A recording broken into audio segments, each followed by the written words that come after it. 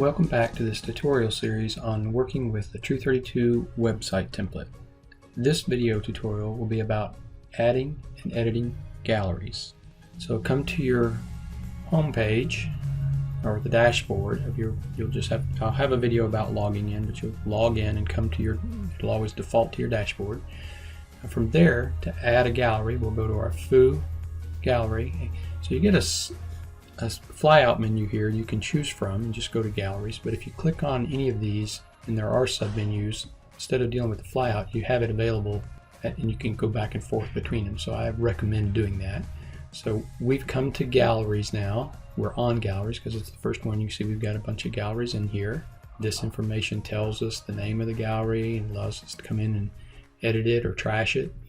Tells us a little bit about it, how many images there are, and what the shortcode is. Now we don't use the shortcode because we're putting these here. We don't use the shortcode here because we're going to put these into albums. But if you did not put them in albums, this is what you'd put on your page to make it display. And we don't have any pages that display. So first thing we want to do is add a gallery. So you see up here at the top of the page, there's an Add Gallery button. So we want to click on that. And then it wants a name. And I have in my Airtable base that I have created an Airtable to allow me to create these names that are structured similarly so that I don't have a bunch of weird names that are different structures. The structure stays the same, starting with the style and then kind of the paint glaze, stain, whatever, and then what the room is. And so I've given it an appropriate name with the same structure that I'm using. All of these defaults will be fine. You don't have to do anything with these because the defaults, they'll be the same every time if you have the default set, and when you get the template that will be set.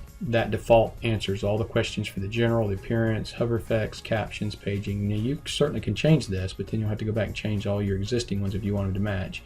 I always have the Retina support set to 4x and defaulted. I've always got the gallery sorting set to default.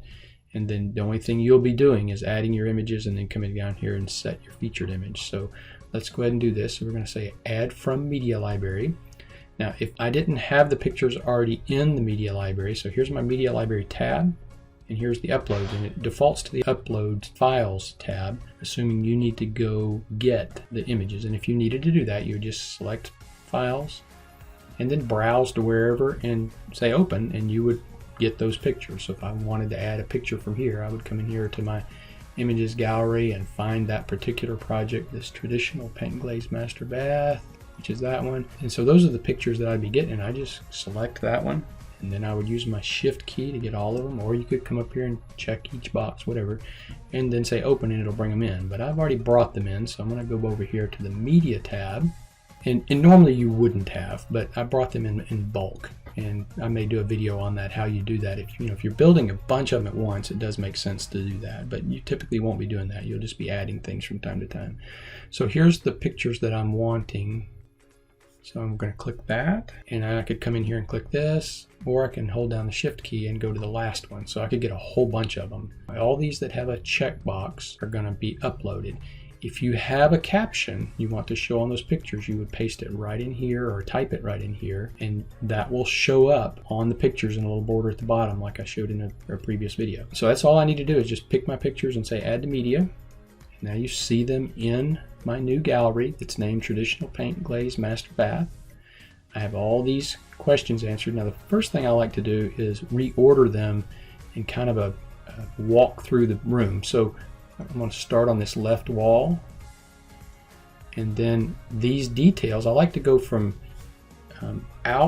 zoomed out to zoomed in, and so it makes more sense to maybe put this next and then a little tighter and then really tight, and then that other perspective. So in the kitchen I'd start with like the zoomed all the way out, showing the whole room, and then I would try to kind of go around the room clockwise, all of my perspectives working around the room clockwise, so that the person is looking at your pictures is kind of working their way around the room, and those as they visually look through your pictures, it's like a walkthrough of the room if you do it like that. So it doesn't really matter if you don't do it, they're still going to see the pictures. They just don't make as much sense as if you try to give them some sort of order here. And then I'm going to come down, so I'm going to use this one. It doesn't matter which one. Actually, this one's a little fancier, so maybe I'll use that one for my featured image. And that's just the image that shows up for the thumbnail when we get there. So again, I don't want to upload a file. I already have it in here. I want to come here, And just grab that one, set that featured image, and then this one's ready. All I've got to do is scroll back up and say publish. All right, so that's there. And let's go peek at the website real quick, and we're going to look at the baths. So we see in the bath album right now we only have 3 albums. Go back to our back end, and now we're going to create another video for adding this to the albums. I want to keep that separate. So that's it for this video on adding or editing galleries. Thanks for watching.